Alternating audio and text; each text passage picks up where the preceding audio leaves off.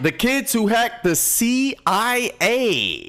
TNG, you know what the fuck time it is? I've never watched this nigga's channel, but it has a lot of views, so I wanted to see it. There's some scary ass niggas out there, bro. 2015, a chilly day in autumn. Wait. All right, let's see. It's October 2015, a chilly day in autumn. John Brennan receives a weird phone call. It seems to be coming from a stranger. He hesitates a second, then picks up. Hello? John Brennan? Who is this? You're a f***ing loser. If John Brennan hadn't been John Brennan, this might have looked like an ordinary prank call. But John Brennan happens to be one of the most powerful men on Earth, the head of the CIA. Who is this? How did you get this number? It was so f***ing easy, bro. You're such a What do you want? I don't want anything. I already f***ing own you. How much do you want? Who says that? We want $5 trillion. The US government Make it more release. I'm saying like 5 mil. will classify this call as part of a larger conspiracy of identity theft, harassment of government officials, and cyber terrorism. The caller will pay a heavy price for this moment of trollish glory. Damn. Why are you doing this? We want you to stop bombing the Middle East. So, Osama bin Laden 2.0? Across the Atlantic, in a house in the West Midlands of England, a 15-year-old kid in his room, the phone still in his hand. He can't believe what he just did. He calls himself Kueker, and he loves to smoke weed. In fact, he's high right now. He's also the leader of Crackers with Attitude. He and his companions terrorized and embarrassed the US security apparatus to a near incomparable degree. They leaked the personal data of police officers, FBI agents, and DOJ officials. They hand-delivered top-secret documents to Julian Assange. Some of the most publicized hacktivism attributed to Anonymous. They call themselves Anonymous. Yeah, it was actually them. In part for the lulz. And this is their story. This was political. Teenager Cyber attacks. hijacked the computers of several US intelligence and Did a security collective chiefs. called Crackers with Attitude. Copyright. Default. 2008 in Virginia. A different kid, who only calls himself Default. He's a pretty typical American teenager. He loves soccer, video games, and his dog. He often clashes with his father, who works in the government. At some point, Default starts cheating in his video games. This gives him the first taste of using computers to do things that you're not supposed to. That's how Exciting, it starts. powerful things. That's He how starts it learning starts. all that he can about how computers work and how to get them to bend to your will. 2008 was an exciting time to get into hacking. The decentralized hacktivist group Anonymous was in its heyday. If you managed to get into their secret chats, you got a front-seat view of their actions. Anonymous is one of the biggest online vigilante groups. Members hack into companies and governments. Now a worldwide and I remember widely that. I recognized do remember that. hacking group. I mean, I was like with the group Anonymous. 6, Citizens right? of the world, we have seen the erosion of due A process. cyber war. Anonymous. Anonymous. Anonymous has struck again. Young Default is fascinated. Anonymous embodies an exciting spirit of freedom through chaos. They showed how you could force the whole world to pay attention without you having to leave your bedroom. Some Anonymous actions are political, some are just trolling, and Default, after tasting this very new kind of power, is keen to learn everything he can about hacking. He starts to hack random websites just for the challenge of it, just to see if he can. But after hanging around Anonymous's chats for a while, he starts to find the group, well, cringe. For one thing, it's crawling with feds. People are getting arrested, and it's tough to know who to trust. Anonymous has become so big that vetting people becomes difficult. There's tons of infighting and Docs. doxing. That's what it's called, docs. Since it's the only hacktivist group most media outlets know about, Anonymous keeps getting credited for the work of other, often more sophisticated hackers. It's a mess. So Default gets involved with offshoot hacker groups, one of them called AnonSec. The group positions itself as anti-Anonymous. But similar to Anonymous, AnonSec performs operations, hacking initiatives that sometimes have a political purpose, and sometimes are just, as one might say in 2008, for the lulz. I hated recording that. What? AnonSec is quite advanced, and Default gets better and better at the game. The group controls a botnet. A botnet is essentially a large pack of infected computers under someone's control. You can use those computers to further spread malware across the internet to make the botnet larger and larger. Or you could, for example, attack a server with it in order to overload it. Default is tapping around AnonSec's botnet and gets curious about what computers they've actually gotten under their control. He finds that one is a server of the Canadian Medical School, Windsor University. Suddenly, Default finds himself with direct access to the university's finances. He pulls up records of students who owe the school money. It all adds up to $9.4 million. And at the bottom of the list, something very tempting. A delete all button. How could he not push it? What does that do? He did. These people might, really enjoy having their slate wiped clean, as it were. If you look, some of them owe a substantial amount of money, like $70,000. I think some people owed upwards of over $100,000. It's a lot of money. You know what I'm saying? It's just like perpetual debt that sometimes it just lasts for decades. So, just deleted everything. I went into the PHP shell and just sent everything to dev null and just shredded it. So whatever I sent there is just not coming back. This is from the podcast Darknet Diaries. They have a fantastic episode with Default. Bro, you gotta think too, these niggas don't have nothing else better to do. You sit in your room, beat your meat all day and watch corn, bro, that makes no sense to me. These niggas literally don't, go get a job, go try to do something. You're smart as fuck, obviously, right? Go do something more productive, get into the entertainment industry, streaming industry, do something else. The fuck you want to do this shit for? Niggas gotta be a white dude. No bias. Of course, this story poses some questions. We tried asking the university if the debt stayed deleted. They did not answer. But usually student loans have multiple on and offline and offsite backups. There should be hard copies of the student's signed loan agreements. However, Default feels like he's really doing something at the time. There is a certain rush to committing a crime when it feels like doing the right thing. Other hackers might have used the sensitive student information to make a profit. There's actually a shadow industry worth billions surrounding our most sensitive data. So-called data brokers gather all the info available about us on the internet, your contact information, browsing history, and online transactions. This data is often bundled into shadow profiles, which are then being sold. You might receive a tailored mail or a robocall based on your shadow profile. In the worst case, someone might try to steal your identity. Incogni helps you remove your data from the numerous lists. My gosh, how many times do I gotta go through this? These ads, bro. Cognidocting the code efforts anywhere. Or of Default's hacks are motivated by altruism rather than just curiosity.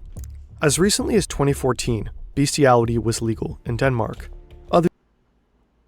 Oh fuck, no. Bestiality was legal in Denmark, my nigga? Denmark. What the fuck? It's legal to have sex with an animal as long as the animals are not hurt.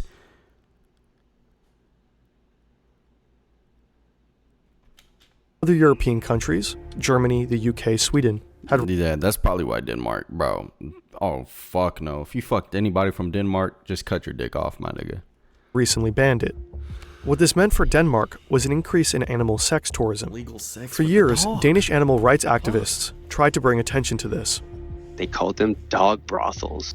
So sick. It's fuck dog bro. So crazy. Okay. And I had a dog, so that really pissed me off just thinking about the fact, what if someone took my dog and that happened to my dog? I would freak out. So, as Default describes it, he and other AnonSec hackers lend their technical skills to the animal rights movement.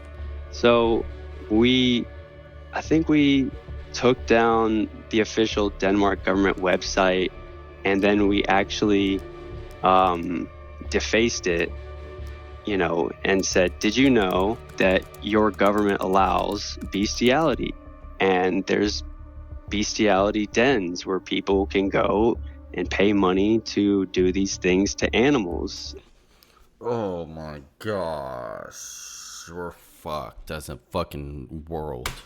And most of them are people's pets. They shut down bestiality websites via DDoS attacks and tweet. That's probably that has to be what Joe Biden does, bro. I feel like, I'm not trying to get political or nothing, but bro, let's be honest. Joe Biden, I'm surprised Joe Biden hasn't legalized bestiality in the USA just for his own addictions. Tweet evidence of sexually mistreated animals. The information reverberates around the world and is widely condemned. Anonymous gets credit for Anon's sex actions, which deeply annoys Default. But it works. In part due to the hacks, good shutdown, more bro. people know about Danish dog brothels. That was good. They talk about them online, protest them, until the case winds up in Parliament.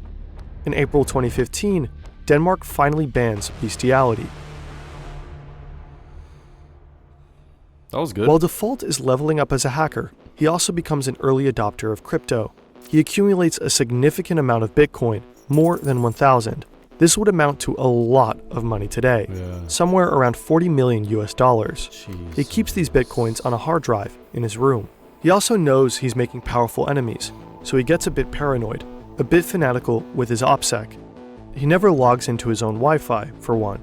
He uses a satellite dish to log into a free Dairy Queen Wi-Fi half a mile away.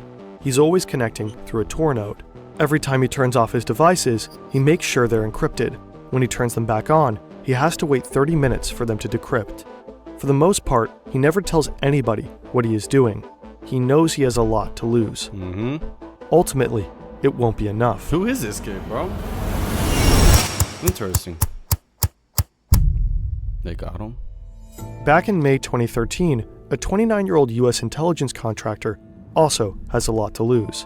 He has his own home in Honolulu, a loving girlfriend, and a salary of over $200,000 per year. But he's discovered a huge secret, and it's too big to keep. The US government has the ability to spy on pretty much any man, woman, child on Earth who has come into contact with a computer. And this contractor, unwittingly, has helped make that technology possible. He's haunted by this information and horrified that his government is violating its public civil rights so egregiously. He knows that revealing this information to anyone, a lawyer, a judge, or even Congress, would be committing felonies so severe that he would spend a lifetime in prison. He's worried he'll never see his family again, and he doesn't know what consequences they'll encounter if he blows the whistle. But he has to do it. Why? He's been quietly collecting evidence of this secret for a while, and he's just downloaded the last documents. He tells his employer, the US government, that he needs a couple of weeks off to manage his epilepsy. This buys him a bit of time to leave the country without arousing suspicion. He chooses Hong Kong because he views it as a bastion of free speech. He believes it's one of the few places in the world that could and would protect him from the wrath of the US government. Okay. There he meets journalists Laura Poitras and Glenn Greenwald and delivers evidence of what used to be waved off as a conspiracy theory. And so Edward Snowden becomes one of the most important whistleblowers of our modern time. Snowden's revelations scandalize the world and spark a long overdue debate about individual privacy versus national security. He inspires many young Americans like Default to take a good hard look at how their government functions. Default doesn't want to sit around and let surveillance happen to him. He wants high-ranking intelligence officials to know what it feels like to be spied upon, to have their private information stored and distributed, and to have it used against them. This is when he teams up with the Crackers with Attitude, founded by Cracker, the kid who's always high. Damn, so that's why they did that. Okay, I like that. Leicestershire, England, 2015. So he's white. In a housing estate on the outskirts of a sleepy former mining town, there's not a lot to do except get high or go online. In the case of 15-year-old Cracker, he spends his time doing both. He's angry about corruption, about surveillance, but in particular about the US's involvement in the Middle East. He becomes especially focused on Palestine and sees the US as directly responsible for death and suffering in Gaza. He decides to do something about it. This was political. We heard he was really angry about US foreign policy. So he started a collective called Crackers with Attitude, and then he hacked into sensitive documents online. One of his first victims is James Clapper, then the National Director of Intelligence of the Obama administration. Clapper, one of the highest-ranking members of the intelligence community, had his phone number and address waiting to be found with just one Google search. This provides Cracker with enough information to hack into his email. He posts proof of it on Twitter, which catches Default's attention. Cracker then gets the phone calls to Clapper's house phone rerouted to the Free Palestine movement.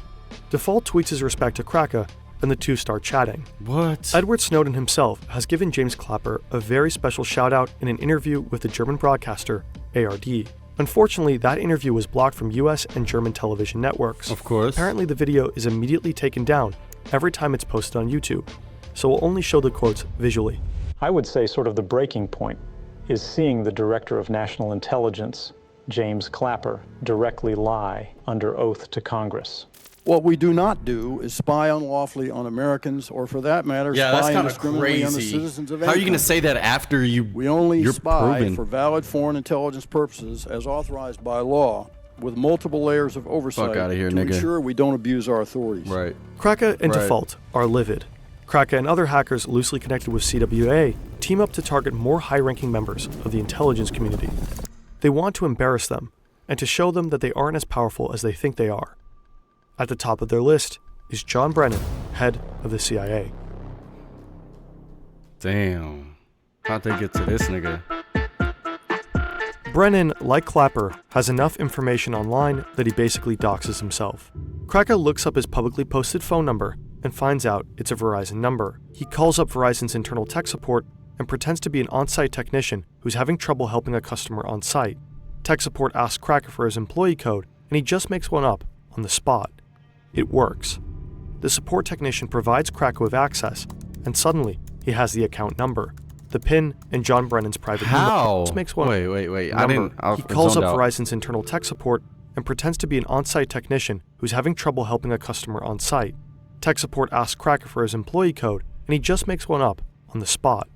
It works. The support technician provides Kraken with access, and suddenly he has the account number, the PIN, and John Brennan's private email address.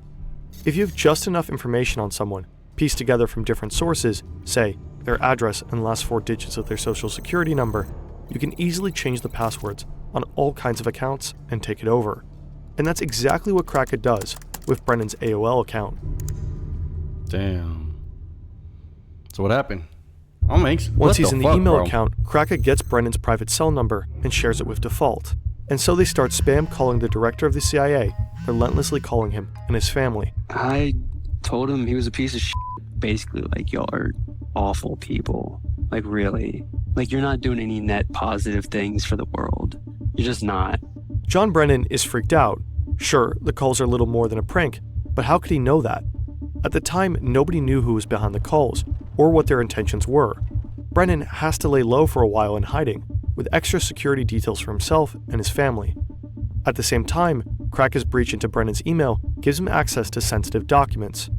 Kraken first posts screenshots on Twitter, but then, egged on by Default, and maybe asking himself, what would Snowden do, he decides to hit up WikiLeaks. Julian Assange himself takes interest. He publishes the documents in October 2015. They include Brennan's 47-page SF-86 application, a sensitive form required for obtaining top-secret government security clearance. The form reveals his criminal history, psychological records, past drug abuse, and other details nobody would want about themselves online. Not only that, from Brennan's emails, WikiLeaks publishes Bush-era recommendations for how the presidency should operate in the Middle East. There is also an internal congressional correspondence from the Senate Select Committee on Intelligence that offered suggestions on how to make future interrogation methods, also known as torture, compliant and legal. What?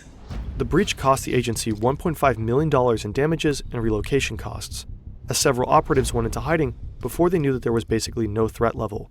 Above all, it was widely embarrassing. Hacking into Brennan's email was laughably easy. This is true, and it's true that you guys have actually broken into his private email account. How difficult would you say it is? You mean out of 10? Sure, out of 10. 1. 1. There's a lot of, I guess, private information, really. He's pretty stupid, really. He's supposed to be so high in the government, like head of CIA, then he should be a bit more clever. Can you give us any indication of your background? I mean, how old you are you in the United States? I mean, anything you can tell me about yourself? Yeah, I'm below the age of 20 years old. I smoke pot, and I live in America. And you smoke pot? All day, every day. We wonder what John Brennan must have thought, while undoubtedly watching this in his relocation house. What fury must have built up inside him. The CWA aren't done. They release more and more information. With control over Clapper's and other operatives' accounts, it's even easier to get people to give up information to in turn access further accounts and databases. Right. They gain access to FBI's Deputy Director Mark Giuliano's account, There, they discover a database with personal information of 9,000 Department of Justice officials and 20,000 FBI agents. They post it. They then get access to the Justice Department's Joint Automated Booking System, which has records on all US prisoners. They check out the records of fellow hackers like Jeremy Hammond and post those online as well. They wreak havoc and embarrass one institution after another. Did these kids really think that they were going to get away with it? At the time, I really didn't care. I just that was towards the end of the run and was just all bets are off. You know, I'd gone all the way down the rabbit hole.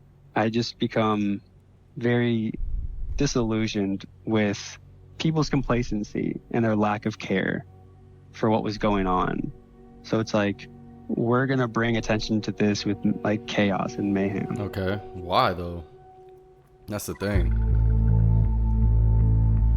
Kueker knows his actions have poked a very big bear. He knows there will be consequences.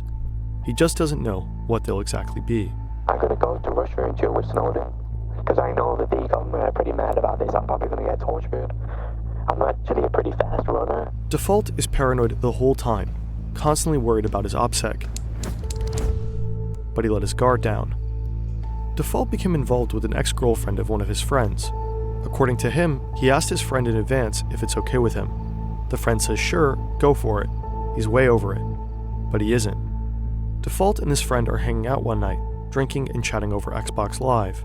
I slip up for the first time ever, being f***ing arrogant and cocky. It comes on the news, CIA director hacked, blah, blah, blah, all this stuff. And I'm like, yeah, that was us, blah, blah. I was drunk, talking, and just totally why would you gave say myself it? Away. That's what I'm saying. Stay he away never from thought alcohol. his friend would do anything with that information. Hell, he didn't even think his friend would necessarily believe him. Yeah. But today, Default is pretty sure this friend turned him in. When the FBI raids you, they don't knock politely.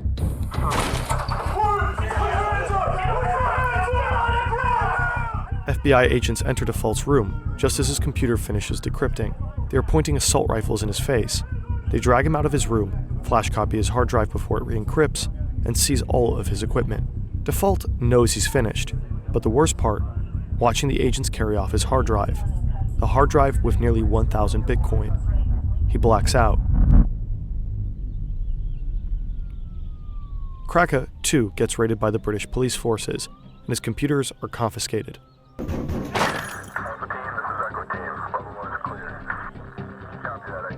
One other CWA member gets arrested in the US, and 3 more in the UK. Dumbasses. Since Kueker was underage and in the United Kingdom, he got a lenient sentence. He spent 2 years in a juvenile I was expecting detention a lot center. more. He was the first minor in the UK to be imprisoned for hacking. Damn. Today, he's keeping his head down and is done with crime. I want to know what he just looks wants like. to make a career in cybersecurity and move on with his life. He did not want to give us an interview. Cybersecurity. Default, even though he was less involved, paid a much higher price. He went straight to federal prison with a 5-year sentence. Not bad. He had to pay $145,000 in restitution, and due to COVID regulations, spent a significant amount of that time in solitary confinement. Damn. While pleading in court, he said, "I thought what I was doing was right in terms of political justice, but 2 years later, I realized I was completely wrong." Dumbass. Snowden, too, didn't have a relaxed time fighting asylum in Russia. Shortly after his leak, intelligence officials publicly fantasized about killing him. I would love to put a bullet in his head. Holy fuck. Who says that? Especially from the Pentagon, too? Niggas is Whether you're crazy. a principled whistleblower who truly understands the significance of what you're leaking, or a stone teen furious at the world's injustices, messing with the US government will change the course of your life forever. So make sure it's worth it. In December 2023, the Biden administration renewed a very controversial surveillance Biden, program. The act allows the administration to spy on anyone in the world without warrant, including its own citizens. It includes a vast database of electronic communications. It's supposed to be accessed only when there's a legitimate reason to believe it will assist intelligence operations. But a US court ruling in 2023 found that the FBI has already misused this database 278,000 times. Unlawful searches were particularly rampant between 2016 and 2020. They've snooped in the private communications of donors to various congressional candidates. They've been watching suspected January 6 rioters, and they've also been surveilling Black Lives Matter protesters. Maybe they're even surveilling us. Duh. That was a good video.